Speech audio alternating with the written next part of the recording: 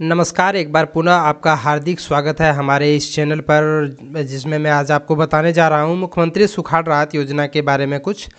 एक कमेंट आया था व्यूअर का कि एक बार फिर से बता दीजिए कि डॉक्यूमेंट कौन कौन सा लगेगा। यानी डॉक्यूमेंट एक बार पुनः बताना है कि इस योजना में, मतलब मुख्यमंत्री सुखाड़ राहत योजना में कौन कौन सा डॉक्यूमेंट लगेगा। तो मैं आपको बता दूं कि आपको सबसे पहला और इम्पोर्टेंट चीज़ जो है वो सत्यापित वंशावली देना है। वंशावली सत्यापित किन से होना चाहिए?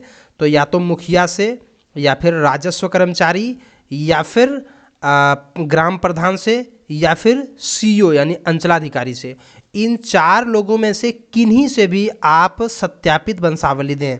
इन चारों के अलावे किसी अन्य से सत्यापित वंशावली जो है वो मान्य नहीं है, जैसा कि इस योजना में लिखा गया था। पहले जब ये योजना चल रहा था, इसमें जो क्राइटेरिया दिया गया था उसमें यही दिया हुआ था, चार लोगों से।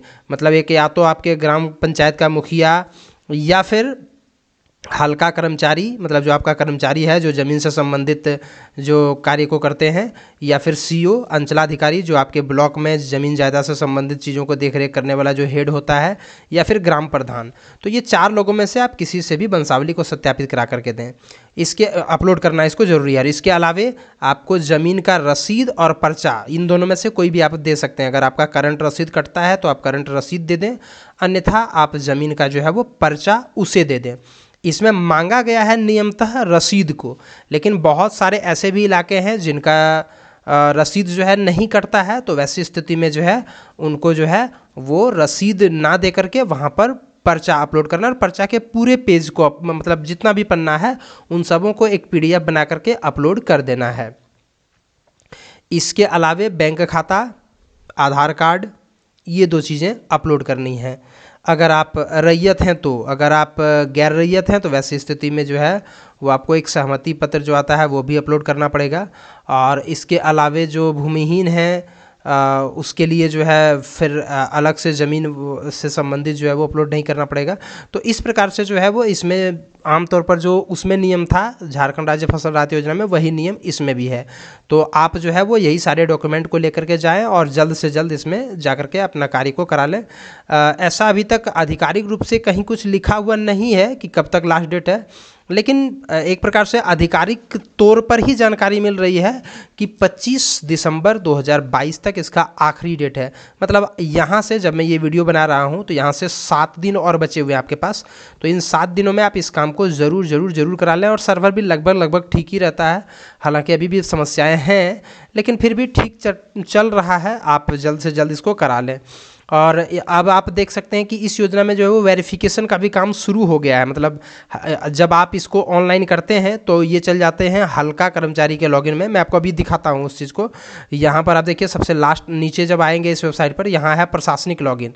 इसके ऊपर जैसे आप क्लिक करेंगे, मैं इसे दूसरे टैब में ओपन कर लेता हूँ, तो यहाँ पर ये जो है ये कर्मचारी, सीईओ, सीआई, इन सब जो है वो सारे ऑफिसर इनमें लॉगिन करते हैं, और लॉगिन करके आपके आवेदन को फॉरवर्ड या बैकवर्ड करते हैं। मतलब आपके आवेदन को या तो आगे करते हैं या फिर बैक कर देते हैं, यानी आपको पीछे भेज देते हैं अगर आपके डॉक्यूमेंट में कुछ प्रकार की कमी पाई जाती है तो। मैं आपको यहाँ पर अभी दिखाता हूँ कि किस प्रकार से आपको वो चीज़ होता है। यहाँ पर देखिए एक नया ऑप्शन है डाउनलोड का, और यहाँ पर एसओपी दिया हुआ है। इसके ऊपर जब आप क्लिक करेंगे तो आपको यहाँ पूरा का पूरा प्रोसेस भी दिखा दिया गया है कि किस प्रकार से जो है जब आप आवेदन करते हैं तो वो आवेदन हल्का कर्मचारी के लॉगिन में जाता है, फिर वहाँ से उसको फॉरवर्ड किया जाता है, और फॉरवर्ड करने के बाद जो है वो फिर आगे सीआई के लॉगिन में और फिर सीईओ के लॉगिन में। तो कुल मिलाकर के 3 कैटेगरी है इसमें। एक तो जिन्होंने रोपाई का काम, जिनका रोपाई हुआ ही नहीं है, रोपाई तो करते थे लेकिन रोपाई हुआ ही नहीं है, एक प्रकार वो है। और इसके अलावे एक ऐसे भी किसान हैं कुछ जिनका 33% से अधिक फसल का नुकसान हो गया है। रोपाई किया था लेकिन 33% से भी ज़्यादा नुकसान उनका हो गया। और तीसरा जो है वो ऐसे कृषक, मतलब भूमिहीन कृषक जो मजदूरी के रूप में खेती पर आश्रित थे, और खेती बाड़ी नहीं होने के कारण से उन लोगों को रोज़गार भी नहीं मिल पाया। तो इस प्रकार से 3 कैटेगरीज हैं इसमें। जब आप आवेदन करते हैं तो सबसे पहले जो है वो हल्का कर्मचारी के पास पहुंचता है। हल्का कर्मचारी उसको आगे करते हैं या फिर पीछे करते हैं, सुधार के लिए आपको फिर से वापस भेजते हैं। ठीक है, इसलिए आप इसका स्टेटस भी चेक करते रहें। हालांकि अभी तक स्टेटस के बारे में मैंने वीडियो नहीं बनाया हुआ है, मैं इस संबंध में और भी जानकारी थोड़ा सा कलेक्ट करके मैं एक वीडियो ज़रूर बनाऊंगा आपके लिए कि आप किस प्रकार से इस चीज़ को चेक करेंगे। तो सबसे पहले जब आप आवेदन को करते हैं तो वो हल्का कर्मचारी के लॉगिन में जाएगा, वहाँ से मतलब ऑनलाइन ही वो वेरिफिकेशन करेंगे, और वेरिफिकेशन करने के बाद CI यानी अंचल निरीक्षक, ये हुआ हल्का कर्मचारी, और उसके बाद अंचल निरीक्षक के लॉगिन में जाते हैं। अंचल निरीक्षक के लॉगिन में जाने के बाद यहाँ से जो है वो अंचल निरीक्षक का आवेदन जो है वो अंचलाधिकारी या फिर प्रखंड कृषक पदाधिकारी, इन दोनों में से किसी के पास चला जाता है, और फिर वहाँ से जो है वो अनुमंडल पदाधिकारी के पास चला जाता है। वहाँ से ये चले जाते हैं अनुमंडल पदाधिकारी के बाद जो है वो उपायुक्त के लॉगिन में, यानी DC DM जिनको भी बोलते हैं, और इसके बाद ये चल जाता है जिला आपदा प्रबंधन प्राधिकार के पास, और जहाँ से ये सारा डेटा जो है वो जिला प्रशासन के द्वारा जो है वो भुगतान करने के लिए भेज दिया जाता है।